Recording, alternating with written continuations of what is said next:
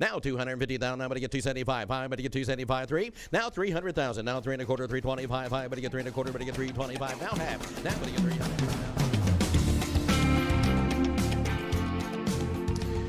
And good morning. Welcome to the Mike McGavel Jones Show here at Lincoln Center in North Dallas. And we have the honor of having someone that most everybody knows if you follow baseball at all, professional baseball, and that's Eric Nadel, one of the voices that everyone has heard before. Good morning. How are you, Mike? I am outstanding.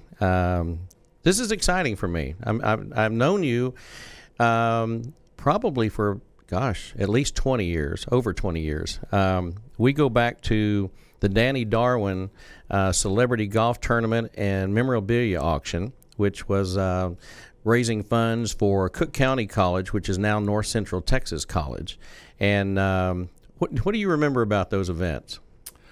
I remember how Danny was able to pull in a lot of really big name players. You know, he was such a likable guy, such a popular guy that he didn't have any problem getting big names to show up. Do you remember how many teams he played for?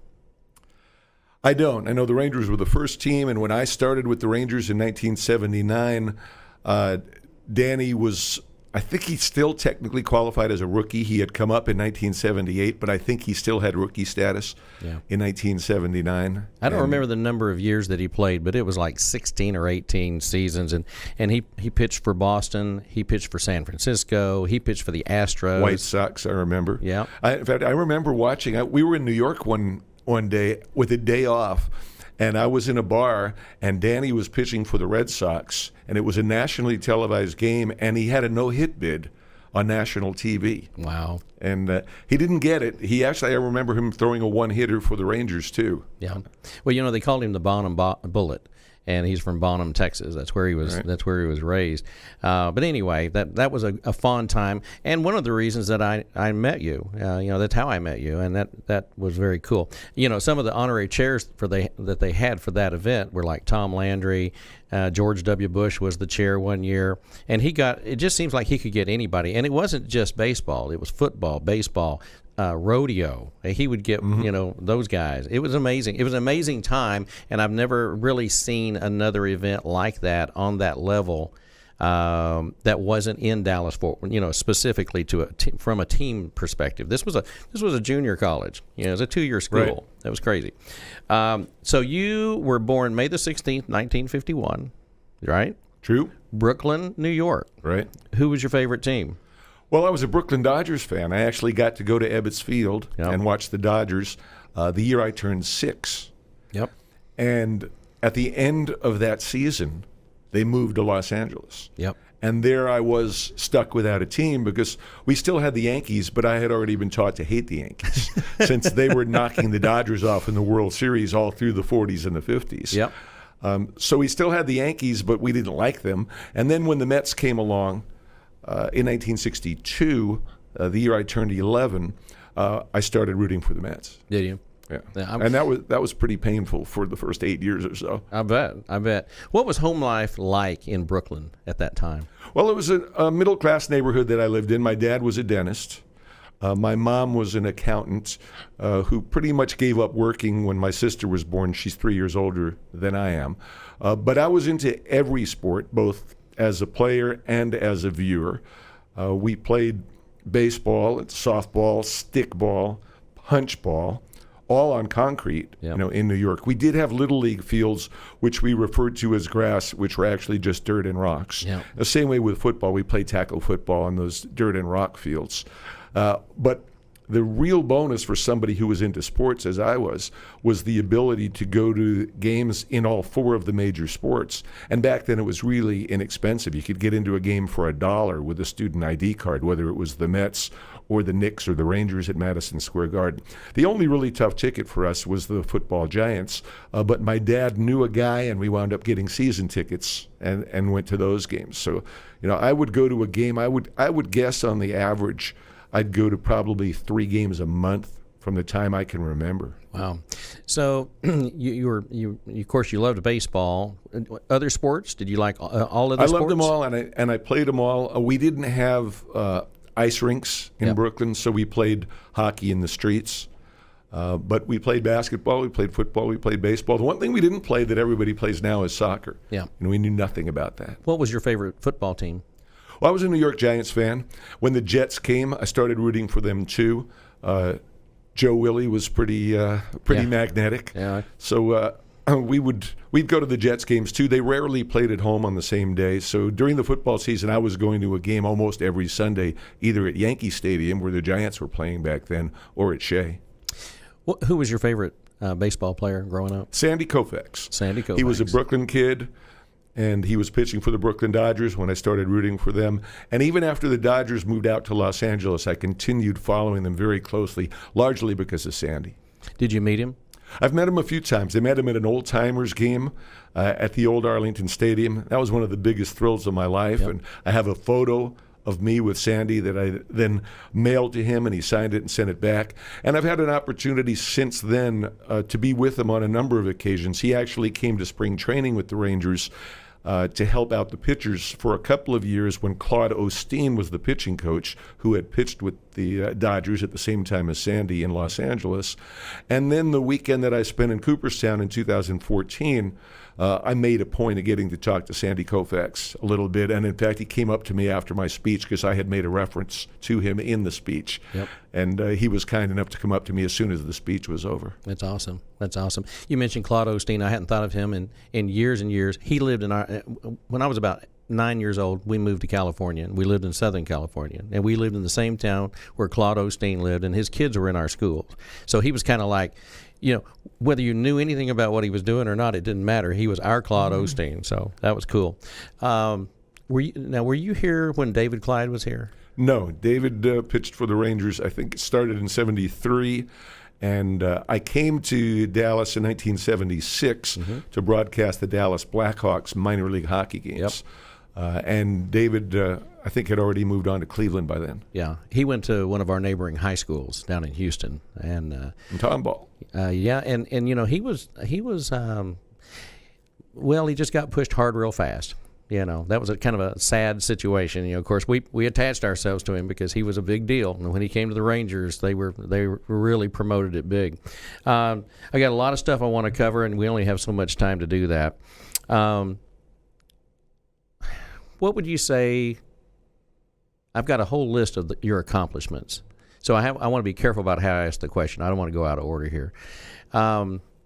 I would say that you have worked with some of the greatest radio guys, television guys of all time. Of course, Mark Holtz, Brad Sham, some of those guys. Tell me who was your biggest influence before those guys. Who was your biggest radio influence or broadcasting influence? And kind of how did you decide that broadcasting was going to be the route you wanted to go? I was 7 years old, Mike, riding with my dad in his DeSoto convertible.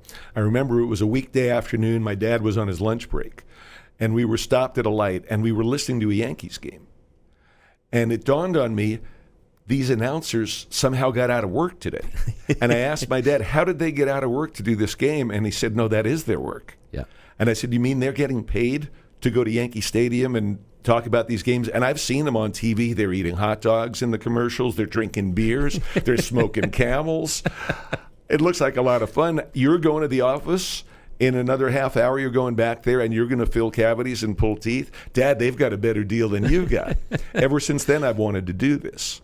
What really cemented my desire to do this, though, was listening when I was in high school to Marv Albert broadcasting on radio the New York Knicks and the New York Rangers.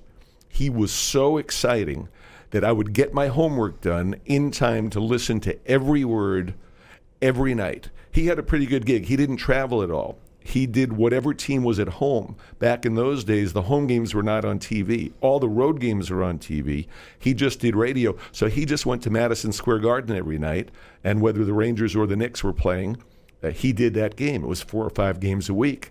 I said, I want that gig. I want to be the next Marv Albert. Wow. And what year would that have been?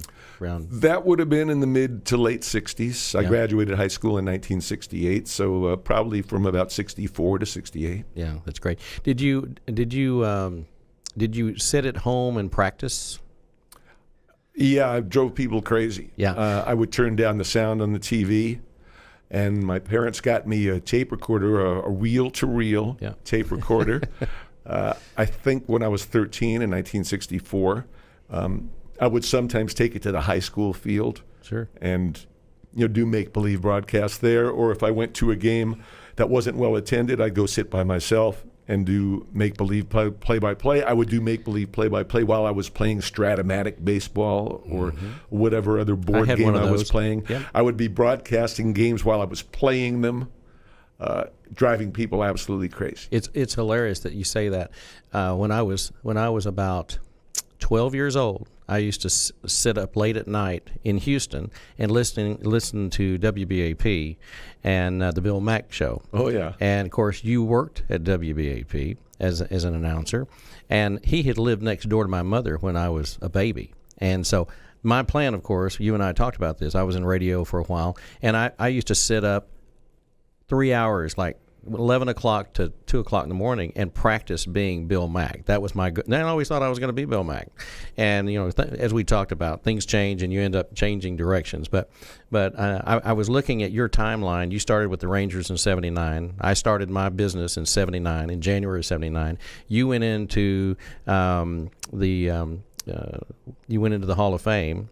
Tell me about that. That was in 2012? 2014. 2014. Yeah, the Ford Frick Award is awarded once a year to a baseball announcer. It's our equivalent of being inducted into the Hall of Fame. And on the same weekend that the players and managers are inducted, we get a chance to go up there and spend the whole weekend with them, make a speech, and enjoy all those festivities. And in 2014, the incoming class was a big one. It included Frank Thomas, Tom Glavine,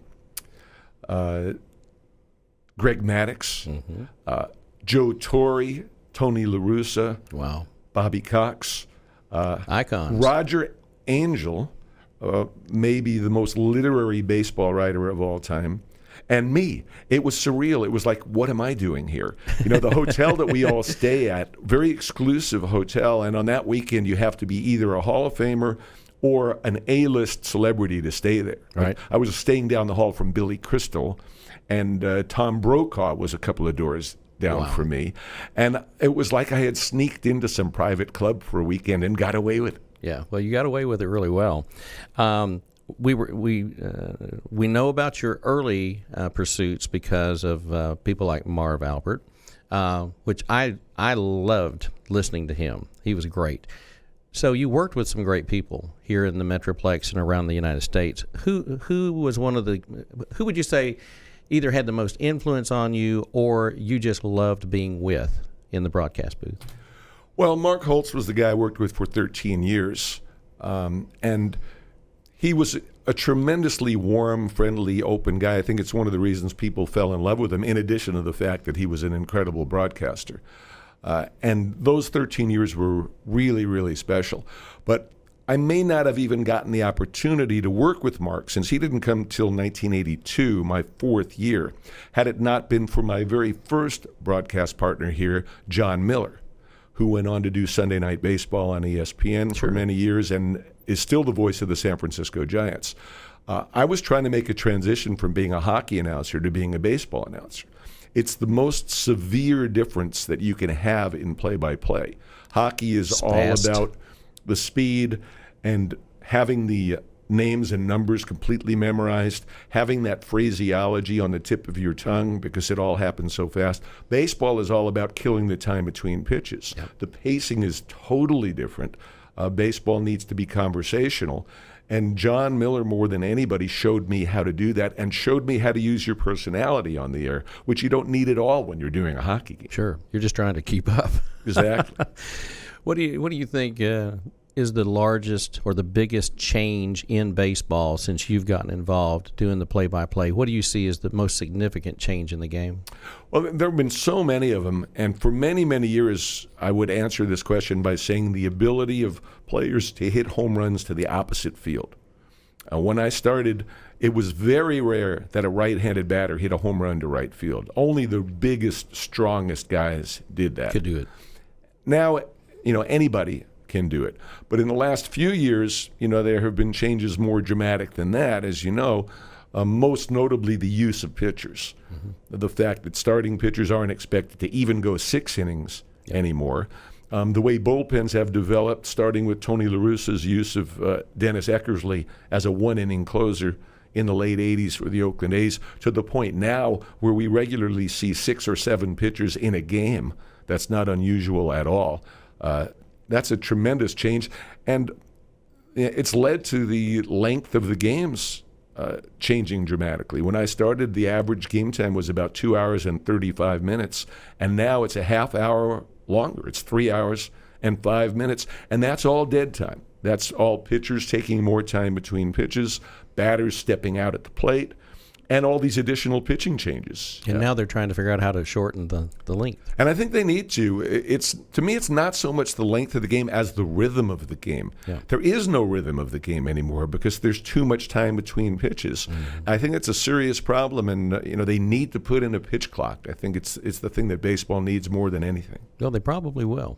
I think this is the year. The commissioner wanted to do it last year. The players' union talked him out of it. We'll wait and see as spring training approaches whether he goes ahead and does it this year. I certainly hope he does. So we're talking about what is the biggest difference besides the direction that they can hit? Is there anything else about, I think back about the size of players. In almost any sports, you look at the size of the players. Baseball is interesting in that you don't have to be the tallest guy. You don't have to be, you don't have to be the bulkiest guy. Like in football, I don't know how 300-pound guys run into each other like they do, and anybody get up. I can't believe the number of injuries they don't have. What do you think about the size of the players and how they're able to function? Yeah, a lot has changed having to do with the salaries. When I started in 1979, our players had off-season jobs. They were making the same money that teachers were making. And in the off-season, they would go and sell cars, or they'd work as a substitute teacher, or they'd go work in a plant someplace. And they'd come to spring training out of shape, and spring training 6 weeks was so they could get into shape. Now they work out every single day, and even minor league players do that year-round. There was really no off-season for them in terms of conditioning. And as a result of weight training, which was completely forbidden back when I started in 1979, people thought it was bad for baseball players. They're so much bigger and stronger. Pitchers are, reaching 100 miles an hour now, whereas reaching 90 was a big deal back when I started. Yep. And hitters can hit the ball so much farther. And now just in the last 2 or 3 years, everybody's decided in these analytics departments that the value of the home run is so great that people should be trying to hit home runs even with 2 strikes, and it's changed the entire approach to the game of the hitters. Sure. In anything in life, there's highs and lows.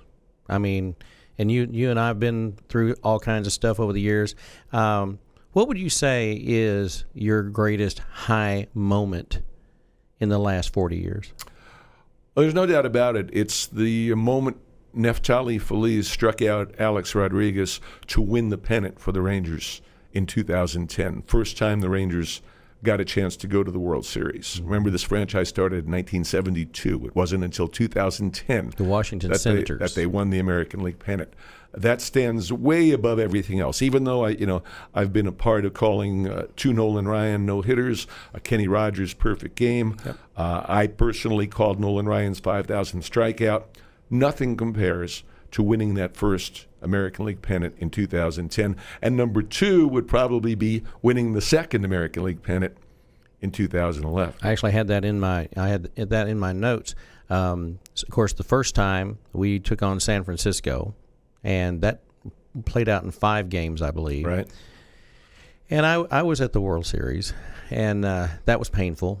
And then the next year in 7 games, and that has to be one of the most painful times for me as a baseball fan, was to see us lose to St. Louis in 7 games. And we really shouldn't have lost that game. It came down to 1 pitch. It was painful. Tell me. Came down to 1 pitch twice in Game 6, where the Rangers had a lead and were literally 1 strike away from winning the World Series. First time a fly ball hit to deep right. Nelson Cruz didn't get there, didn't catch it, tied the game. And then the second time, Lance Berkman was at the plate for St. Louis and had a broken bat little bloop that fell in center field. People forget about that. Everybody focuses on the Nelson Cruz play, as they should. He probably should have caught that ball. But the Cardinals were totally lucky to tie the game the second time on a little broken bat bloop hit. That was by far the most painful thing that I've gone through as a baseball announcer. And honestly, I don't think I've recovered from it since, and I don't think Ranger fans have. You know, in preparation for this show today, I went back and I just looked at some historic facts about the Rangers, and it brought it all back to me. You know, as a Rangers fan, it just kind of made me ill, just rethinking it. And it can only be multiplied 1,000 times with you being the play-by-play guy. I can only imagine.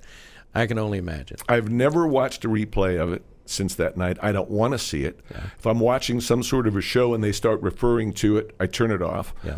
I have never heard my call since that night when we replayed it on the post-game show. Yeah. And I don't want to. had to be a multiple drink night. I didn't sleep that night. The night of Game 6. Yeah. I did not sleep. We went back, it was like we were all in a coma. Yep. Went back, and I didn't want to watch highlights on TV, so I had the TV on, but I didn't want to see ESPN or any show that was going to show the highlights of the thing. It was very strange. And then we still had a chance to win in Game 7 and took a 2-0 lead in the top half of the first inning, only to have the Cardinals come back and tie it in the bottom of the first inning with, of course, David Freese hitting a 2-run double to tie the game. And then the Cardinals went on and won rather easily from that point on. But all the things that had to happen for the Rangers to not win that World Series, it almost seemed like fate. The key to the whole thing was there being a rainout on a night when it didn't rain, where Major League Baseball fired a preemptive strike expecting rain delays and canceled Game 6, which enabled the Cardinals in Game 7 to start Chris Carpenter rather than Jaime Garcia or some other far inferior starting pitcher. Sure. All of these things conspired to ultimately give the Cardinals the chance to win. There must be a grassy knoll in San Something Francisco. like that. And now, in San St. Francisco, Louis. I just thought they were probably a better team. The Rangers were in the World Series for the first time. Just playing in the World Series that year was like baseball in heaven. That was good enough. We didn't need to win the World Series that year. The following year, we needed to win. We should have won it. Well, and I think everybody thought we'd win it. It was just kind of a given. It's going to happen. And I think the Rangers were a much better team. In the last 40 years, of course, Sandy Koufax previously was your favorite player, and probably still is your favorite player. But let's talk about the last 40 years with the Rangers and with that era of baseball from 79 to now. Who would you say is your favorite player? Well, there are the three Hall of Famers who stand out above all the others: Pudge Rodriguez, Nolan Ryan, and now Adrian Beltre, who's a certain Hall of Famer too. Sure. And the thing about Pudge and Adrian that was so special is that they played with a smile on their face. Yep. They had a certain flamboyance, a certain charisma that even most great players don't have. So if you take those three guys out of the mix, since they're almost in an otherworldly category, my favorite guy to watch was Julio Franco, because he was such an amazing hitter who could hit anybody's fastball at 100 miles an hour up until he was 50 years old, despite the fact he was using the heaviest bat in the league and holding it way up over his head in a ridiculous, awkward stance. I just loved watching him swing the bat. So I'd go with Julio Franco as my dark horse choice there. Who would you say, from a personal perspective, not necessarily baseball perspective, but maybe both, I don't know, who would you say is the most underrated, nice person in your era of being a Rangers play-by-play guy? So if I said, hey, we're gonna, it's our last meal on Earth, okay, and you wanted to, now you may want to sit down with Julio Franco or whoever, but who would you say would be like that super nice guy? We're going to save one seat for the nicest guy you ever met in baseball. Who would that be? Well, there's a lot of options there. Yeah. We've been blessed, with really good guys to play for the Rangers over the years. Back in 1979 when I started, I was about the same age as most of the players. So those were the guys I was friendliest with. Buddy Bell, Jim Sundberg. The following year, Charlie Huff came along. Sure. If there was only one seat at the table, I would probably go for Charlie because he'd make me laugh through the whole meal. Yeah, well, you got to have humor. Yeah. And you and I really came along about the same time. You're a little older than I am, but I'm an older soul than most people. And I started collecting baseball cards in the 60s. And so probably around, I played Little League in California. It was a big deal for me at the time because I was an awkward kid anyway. But I lived in Northern California, near San Francisco, for about a year. My dad was transferred a lot, but I just remember playing Little League. My dad was the coach. He was the manager of the team. I played third base. Brooks Robinson was my guy, and made the All-Star team. So it was just that was one of those highlights when you're a kid. But then, just like you, I got to meet a lot of my idols, and as you know, I would do a lot of charity auctions, and you do a lot of charity auctions. And I remember Brooks Robinson came here because Mark Cuban was having the Heroes baseball deal, and Brooks Robinson was a guest. And I met him, and we got to shake hands and all that. Of course, the funny thing is we have perceptions of people, and then we meet them, and it's either excellent or very disappointing, right? Sure. Now, who would you say, if you can think of one, who most impressed you that you kind of had a perception, but then when you met him, you went, wow, that's a pretty special person? I'm not going to go with a player here. I'm going to go with an announcer. It's Vin Scully. Oh, yeah. He is the god of Dodgers. Baseball announcing. Absolutely. And he is the nicest, most humble person who ever lived. He treats all of us broadcasters as an equal, whether we're doing Major League Baseball or Class A baseball. Mm-hmm. He's unbelievably warm and giving.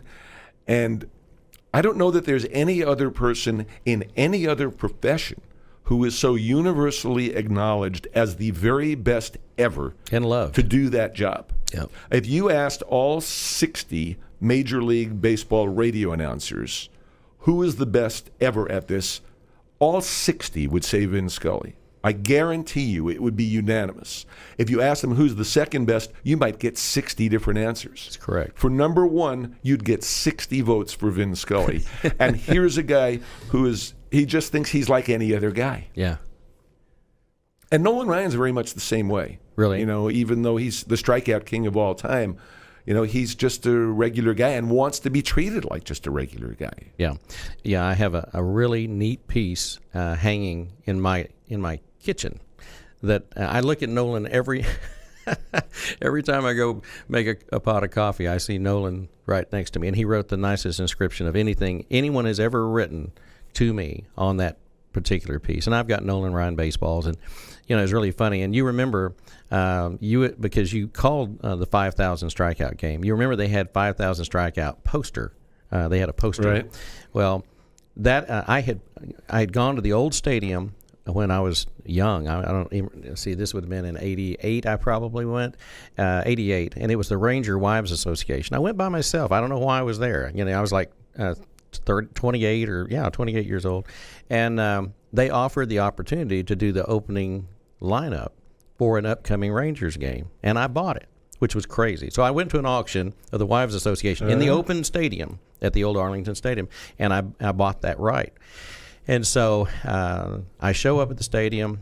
I'm just a kid, and I've got Chuck Morgan standing behind me. I've got a great picture of Chuck. We both look very, very young, very young. And so they wanted to test out, the microphone, and they said, well, why don't, and I said, well, I've been in radio a little bit. I said, I can read. And they said, well, why don't you read this, and just so we can make sure we're good and ready to go. And I said, okay. And it was the Kansas City Royals were in town, and Bo Jackson was playing, and it was that genre. This would have been around '89. When was the 5,000 strikeout? '89. Okay.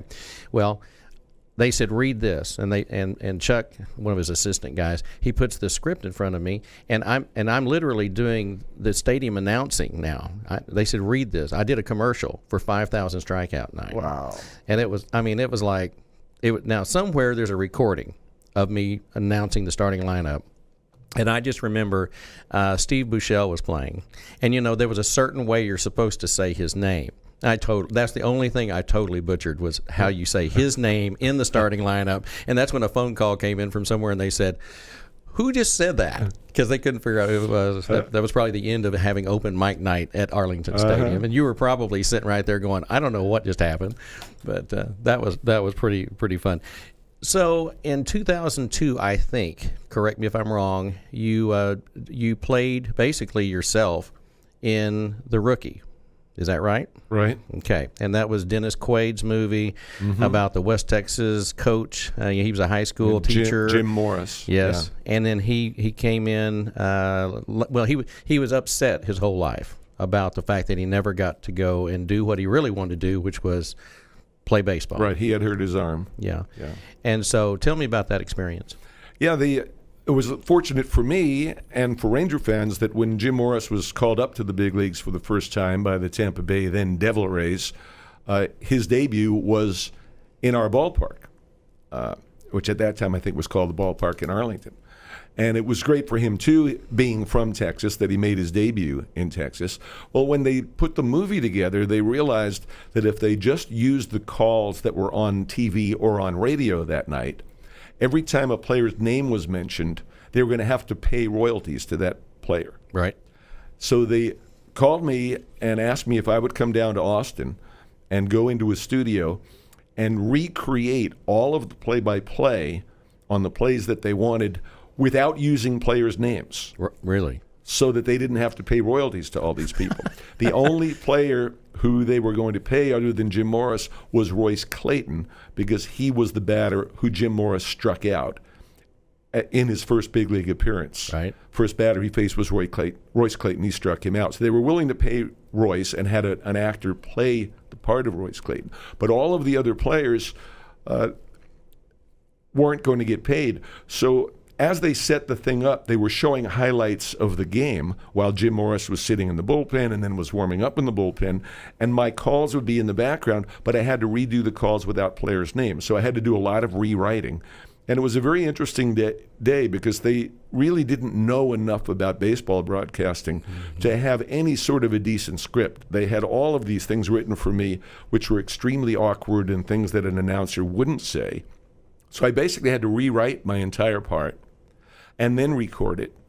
And when I was done, John Lee Hancock, the director, said, while you're here, maybe you could help us out because we have a bunch of lines written for the high school announcer from back when Jim Morris was in high school. They probably need to be rewritten as well. Would you take a look at those and rewrite them? And I did. I took a look at those and I rewrote those as well. Did you get a writing credit? I didn't get a writing credit, but what they did for me was they gave me a SAG and AFTRA credit, nice, which I wasn't expecting. I'm not a member of either of those organizations, and the deal I made with them was a flat fee. This is what we'll pay you for the day, which was more than acceptable for me. And then about 6 months after the movie came out, I started getting checks from SAG-AFTRA, and I still get them. It's yeah. $8, and you know, 4 times a year I get it, a little bit of mailbox money. Starbucks. And I'm pretty sure that's as a result of the fact that I was willing to, do some rewriting for them. That's pretty cool. Yeah. That's a great story on top of that. Wasn't that a Disney movie? It was. Yeah, I thought it was. Yeah, that's cool. And I remember when it came out. I rarely go to a movie when it first comes out, but that was one of them I did go to see when it first came out. Who was I'm moving around a lot. Who has been your favorite Rangers manager? Well, I think Ron Washington was my favorite guy to deal with. He was just such a relaxed, low-key, warm, and friendly guy. They've all been interesting in their own way. I probably learned more about baseball from Bobby Valentine than I did from any other announcer. Is Bobby still managing? No, Bobby now is the athletic director at a Sacred Heart University in Connecticut, and does a lot of different things. I learned a lot from Buck Showalter as well. He could be tough to deal with at times, a little bit testy. He'd been with the Yankees. He'd been with the Yankees prior. Yeah. And I learned a lot from Jeff Bannister, too. Jeff was the manager during the time that all this new analytic stuff came in, and he was ahead of the curve on all that stuff. So, he was able to explain things to me like exit velocity and launch angle Nice. Before, other people knew, what it even was. But, I've enjoyed working with all of them. None of them have been all that difficult. Yeah. And I don't know how those guys sleep at night with all the pressure on them. They probably don't. I see all the work they put into. Many of our managers, Valentine, Showalter included, if we had a day game after a night game, they would sleep in their office. Sure. Because when the game was over, they would want to watch the game again and start preparing stuff for the next day and just grab a few hours of sleep on their couch. Those guys work so hard. Fans have no idea how much goes into it from the coaches and the managers. Yeah, I can see that. That's a good lead-in to my question for you. And what do you think is the hardest thing about being a broadcaster? I think in sports specifically. Well, baseball, I think, is different from the other sports because it's every day. And it's grind. This is in no way a hard job. Let me preface it by saying that. I've had hard jobs in college. I worked in a warehouse moving refrigerators and air conditioners around. Yes. I delivered stuff to people's houses, walking up 4 floors, lugging a dishwasher in a non-air conditioned walk-up. I worked one summer as a letter carrier, in really hot, steamy weather. But the hardest thing about this job is being on every single night, having a smile in your voice every single night, whether or not I had a bad day, whether or not I had a decent night's sleep, because maybe we got into the town we were playing in at 6 in the morning and I had to be at the ballpark at 3. I've got to sound on the air like there's no place in the world I'd rather be. That's the hardest part of it. I found this very interesting. Ruben Sierra. Was he the reason you learned Spanish? He was the reason. When he got called up to the Rangers in 1986, he was instantly the best player on the team by far. Oh, I loved him. I still have an autographed bat. Yeah. Well, it seemed that 2 or 3 times a week he would be the star of the game, and we couldn't interview him. Teams didn't carry translators back then. They do now. The Rangers did have a Spanish-speaking trainer, and they had a couple of bilingual players on the team. Jose Guzman was the guy who would usually serve as the translator for Ruben, but he wasn't always available. The trainer usually wasn't available, so we couldn't talk to him.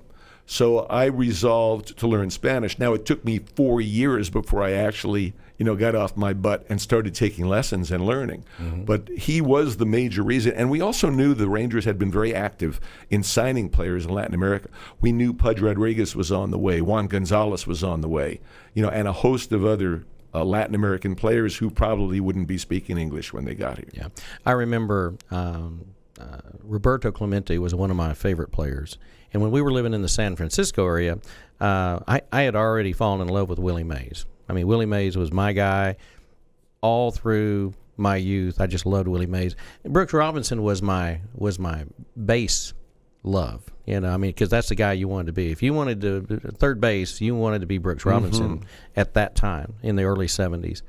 But I just remember Willie Mays to the point that when the San Francisco made it. They were either in I don't think they were in the World Series, but they were trying to make the World Series. It was just right on the edge of winning the pennant.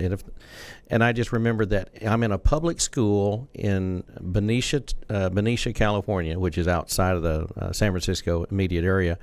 And they literally broadcast the game in the classrooms so people could hear, because this was at the end of Willie's, kind of late. I mean, it was kind of like, this may be Willie's last chance. That's the kind of the way they were looking at it. And it was Willie Mays, and McCovey was playing and all that.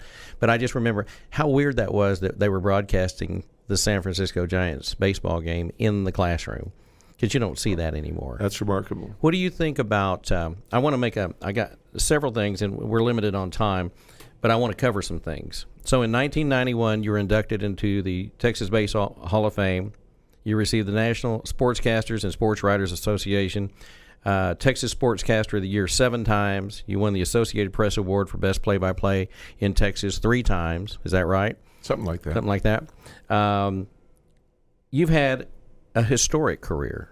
You've had now. Is this true that the Rangers offered you a lifetime deal to announce for the Rangers? They did. I put limits on it at the time. Yeah.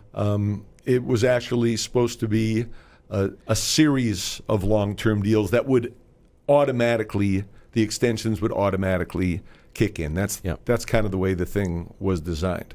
We're at a stage of my career right now where I don't want another long-term deal to kick in. Mm-hmm. So in a couple of more seasons, I'll probably start operating on year-to-year deals as I decide, how long I want to continue doing this. And most important to me now is how many games I want to do. Most guys, when they get into their 70s, cut back dramatically on the number of games they do. Because of the travel. Right. Well, not so much the travel as just you want to do other things with your life. Really? That you can't do in the summer if you're broadcasting 162 baseball games. So this coming season, I'll have, I think, 23 games off. And I'd like to have more. And in 2 years, when we're at a point where the extension would kick in, I'll probably start taking 40 to 50 games off and see how that feels. And then who knows, every now and then announcers get to the point where they just don't want to do it at all. It's still a lot of fun, but as with anything, you can get burnt out. And as I said, you want to do other things with your life. I'm closing in on 70 years old, and, if you knew how long you were going to live, it'd be a lot easier to make that decision. Yeah, I understand. Have you ever spoken to Vin Scully about why he quit, when he quit? What made that decision for him? It was a family decision. He wanted to be able to spend more time with his many children and grandchildren and great-grandchildren. Mm-hmm. And, it had a lot to do with wanting to spend the time with his wife. Yeah. I mean, however many years. How old is he now? He's 90 now. Oh, my gosh. He worked until he was 88. Yeah. I believe. I remember when I was watching when he made the announcement and when he did his last game, and I'm just like, it almost hurt as a fan of broadcasting, and of course, and to be with that team that long was incredible. Yeah, he started in 1951 with the Brooklyn Dodgers. That's the year I was born. Mm-hmm. And, in his last several years, he didn't travel at all. He just did home games. Yeah. And some guys do that, as they age. I would take a different approach. I love the travel. I have friends in all of the cities we go to. You've got a meal waiting for you. I've got meals waiting. I've got favorite restaurants, bars, music clubs. Yep. I like being in all the other stadiums. When I take games off, I mostly take home games off. For one thing, it gets me out of the Texas summer. Sure. And it gets me to see friends that I otherwise wouldn't get an opportunity to see. I mean, I wouldn't travel to Cleveland. Why? Or Detroit. That's the last World Series that I went to. I did go watch the Cleveland and the Cubs game. And maybe it's not a vacation destination, but I enjoy going there for 3 or 4 days every year. I get to see my friends there. Same with Detroit. Same with Minneapolis, and all these other places that I wouldn't be vacationing in. Pick those games over the next 3 or 4 years. Just pick those games. Those are games you definitely want to do those. I want to do as many road games as I can. Even the cities we go to multiple times, the ones within our division, those are my favorite cities. Yeah. Seattle is my favorite city. San Francisco is probably my second favorite. We get to go to Southern California 3 times, and we go to Houston 3 times, which is a nice, easy trip. Sure. Got a couple of things, and we're going to wrap up. And this has been a great interview for me. I don't know if it's been good for you. It's been fun. It's gone by pretty quick. We've only gone 45 minutes. We've almost covered your whole life. I know you've been married a long time. How long have you been married? 32 years. That's impressive. Anybody that's in sports, in broadcasting, or in a profession that travels that much to make it that long is quite a statement. Yeah, my wife Jeannie is very independent.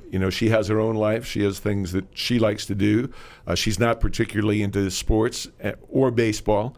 She listens to the games at times just to figure out what time I'm going to be home or what time I'm going to meet her someplace. I want to talk about your book, okay? And Zach, do we have, I don't know if we have this, but I'll put it here. I don't know if you can see it very well. I'm going to put it right there in front of the screen. There we go. Tell me about your book. Yeah, it's called Limerick, Lim-Eric. We started writing limericks this year, Matt Hicks and Jared Sandler and I, just as a way of amusing ourselves during the game. We're always looking for offbeat things to do since there is so much dead time in a baseball game.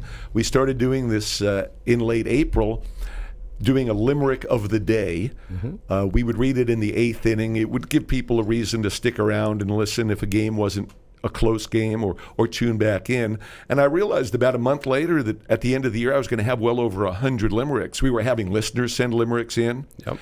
And so a friend of mine said, I got to introduce you to this guy, Arthur James. He's a local illustrator, and he's a real baseball fan. Yep. And I bet he could do some beautiful illustrations for you. And next thing you know, Arthur and I were sitting down, and I gave him a few of the limericks, and he did these little sketches which were just unbelievable. And I said, let's do this thing. And we put a book together, and I wrote an extra 30 or 40 limericks that are not about baseball, that are about other sports. They're about music. They're about my favorite places to visit. And then we have about 30 limericks that are written by other people, written by listeners, written by writers like Evan Grant and some of my musician friends. And, the limericks combined with Arthur's, marvelous illustrations, make up a pretty neat book. So we're going to, and we just put up on the screen. I saw you had the Amazon link to it. So we're going to send folks to Amazon. It'd be a great gift for someone, whether you're a baseball fan or not. If you are, that's even better. But we want to make sure that they are able to go to Amazon and check out your book. And you brought me one, so I'm excited about that. And I noticed you have some folks that have endorsed the book, and that you got Nolan on here. You got Joe Buck and Ken. Is it Levine? Levine. He's an Emmy-winning writer of MASH.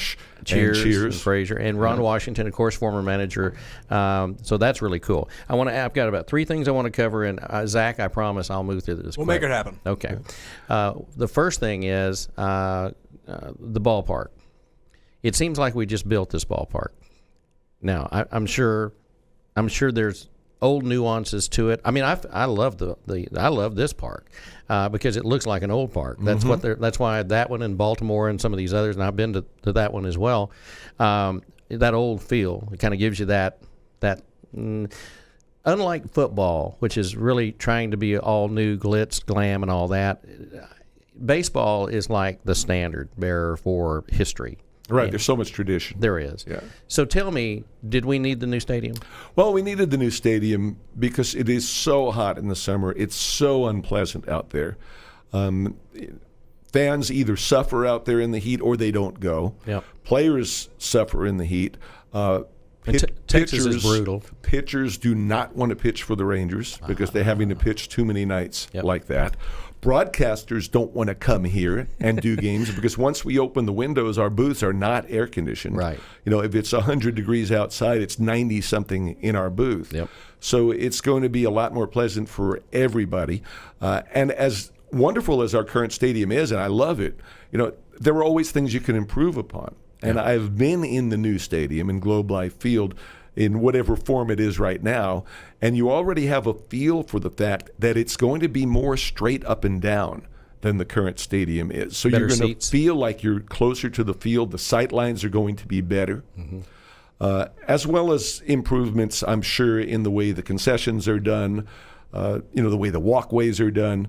All of those things, they always learn things from the previous park. And maybe most important is the fact that the seats are going to be angled in more. As you go down the foul lines, you'll be looking in more directly toward home plate and the pitcher's mound. Okay, now I'm okay with the new stadium.